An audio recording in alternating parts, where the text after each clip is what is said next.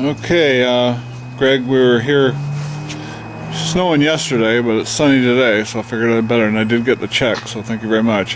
So I'm going to give you a demonstration of what to do on these things, step by step, and I'll put the video together and it'll work just fine. So first thing is to fill it with water. I just got this connection here I use, and I'll probably send it along. And you can't quite see the boiler sight glass, but the water is, you know, about halfway up there. The sight glass is kind of dirty. And I haven't fired it up or anything. First thing you want to do is always get the water in the boiler at least halfway up to start with. And with the firebox there, and the draft door underneath. And these are the blowdown valves. I always leave one a little bit open. And of course that's the safety valve there. Now I've got two other valves that I can adjust these out to 125. So I might replace that one there with those two. Two is better than one in case one fails. So I'll try to get them adjusted up near 125 like you requested. And the gauge and whistle. I'll go over this later, but here's the blower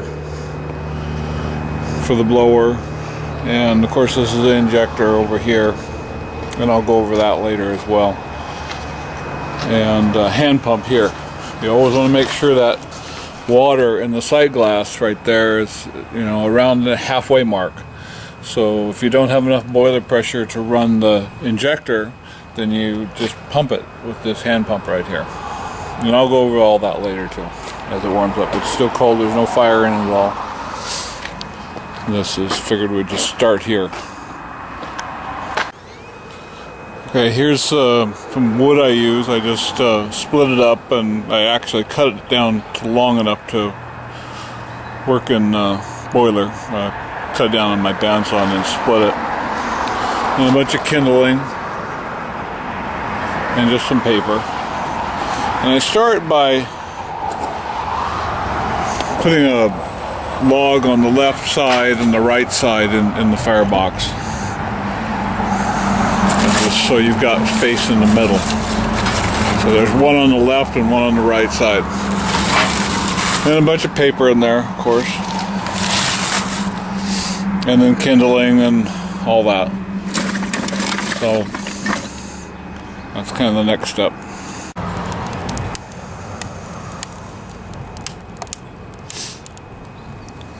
So just lit it off, and that'll take just a few minutes to get going. And now you've got draft coming up from down below. You have the door open about an inch or so. You can kind of see it there. And just keep a close eye on it, because it'll go start eating up that paper and firewood and kindling pretty fast. Okay, I've changed out the pop-off valves here to these two adjustable ones, which will bring it up to about 125 pounds. And it's just safer too to have two of them. This right here is your steam out for an engine. And so that's right there, and I think there's one on this side as well. So yeah, one over here as well. So if you want to attach an engine to it, that's where you'd plumb it out from the boiler to the engine. And the fire, just for a minute, you know, I had those two logs, one on each side, and then I put wood in the center, and then I crisscross it and put wood left and right across the top, so it doesn't, you know, get too pushed down there in the center, so it has some air to breathe. So it's kind of what I've done, but kind of see it in there. That's the way I usually stack the wood in there. It makes it the most efficient fire.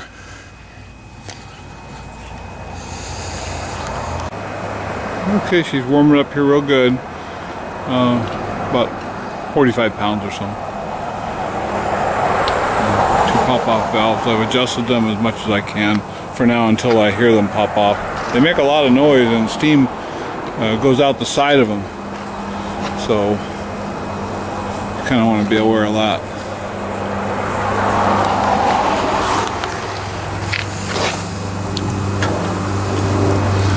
Fire's coming along with us. Put some more firewood in there. You can go up to a little bit bigger wood now, but things are pretty hot. I use fir, it's best. Coal is even better.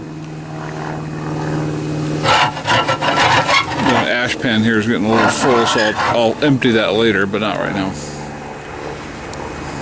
It helps keep the fire hot.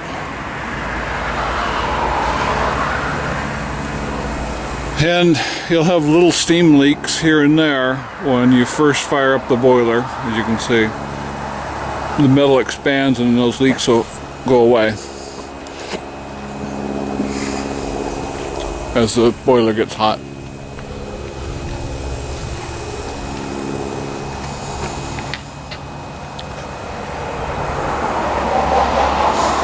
The hand pump here, I can show you how that works.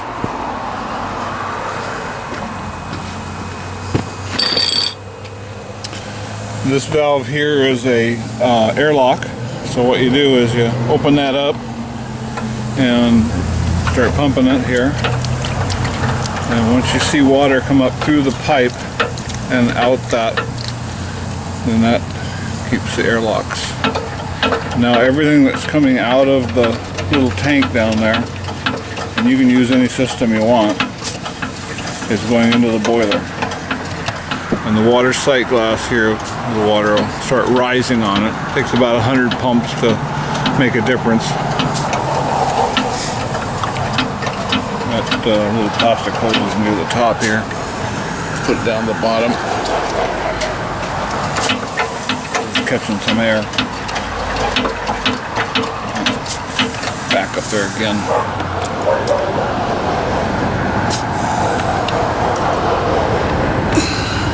You can use any kind of hose you want. This is something I have.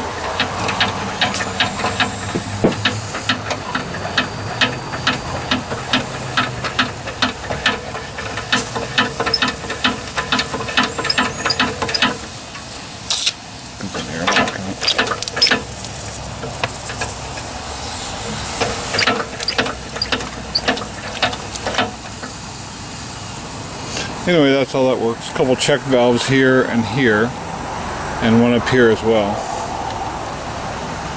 That is here, right at that point. Okay, it's been about 45 minutes now, half an hour. I'm up to 100 pounds, and the pop-off valves went off once. They might go off here in a little while when it hits about 120. Look, this is a valve that you can open up. That's how those work. And you can open up this valve too. A lot of water comes out because that's the water level.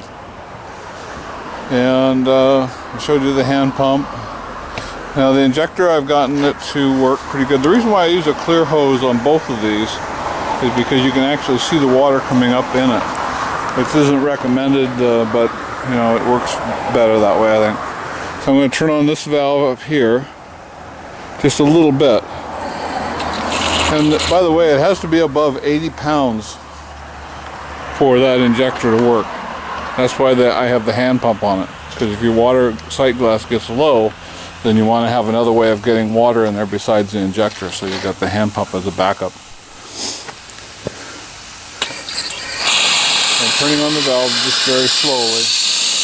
And I'm watching for water to come up the pipe, the tube.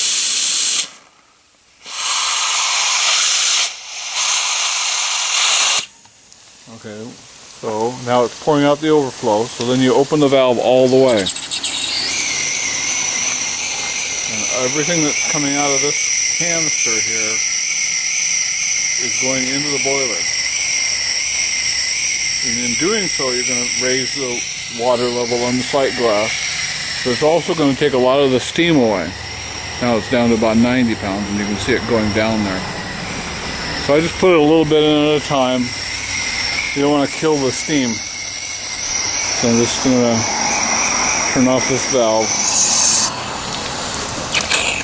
Now you can see how much went out of the container. It was completely full. About half of it's gone already. So that's why I use a clear plastic tube, as you can see that water coming up there as you turn the valve on. So you just want to open it up just a little bit.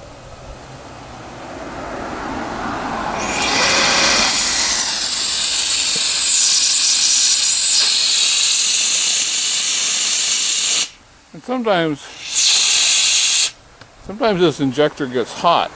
So, you know, another thing you might do is I'll even raise the container up so it, you know, it just kind of flows down in there. I've even hooked the hose up to the end of it to cool down the injector. Just turn on the hose, because once it gets hot inside, it won't draw water. That's another thing that's interesting about injectors, if they get too hot. And the water, if the water gets too hot, it's got to be cool water. It's got to be clean water too, because the cones in there are really small. If they get plugged up with something, just take these two nuts off the ends and open it up and blow it out, clean it out, blow it out with your mouth. You know, that's enough.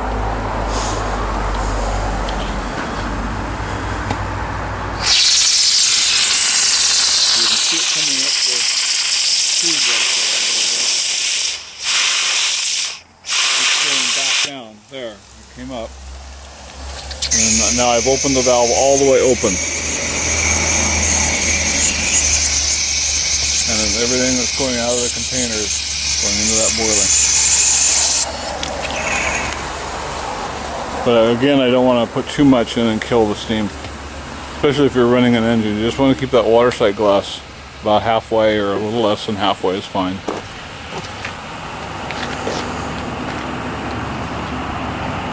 And it's going to be a while now before the steam pressure gets back up there, but I'll bring it back up and check those pop-off valves. I think it was around 120 it went off last time.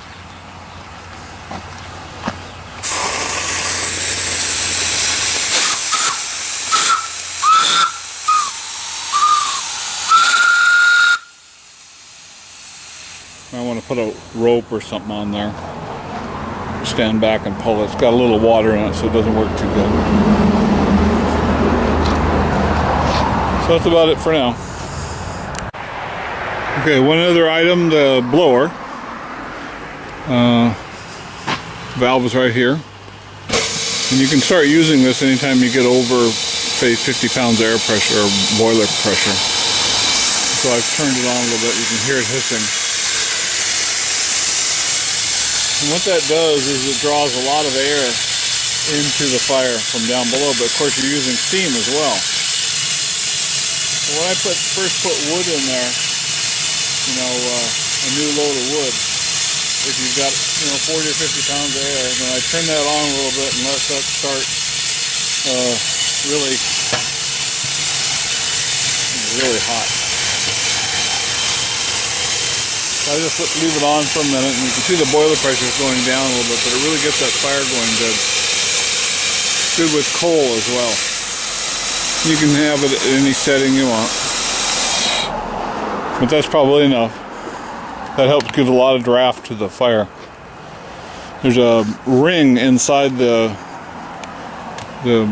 tubing here, and it's got holes drilled in it that create kind of a blast of air going up the stack. Okay, I've got that about 125, I guess, 126. And the pop-off valves should go off here pretty soon. If they don't, I'll adjust them a little bit more.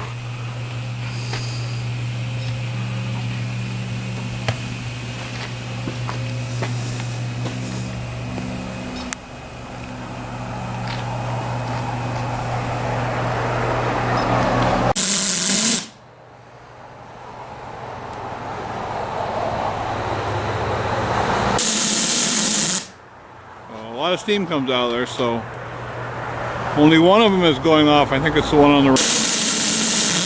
Yeah, the one on the right. The other one is set a little higher, but that's okay. You can adjust them. I wouldn't recommend adjusting them. They're very tricky to adjust.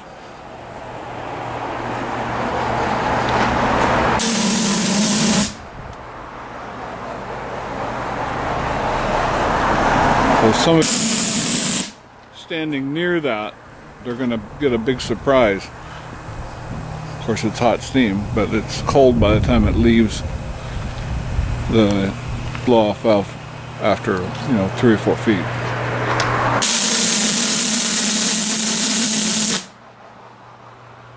Well, there you go. That's about all I can say about it.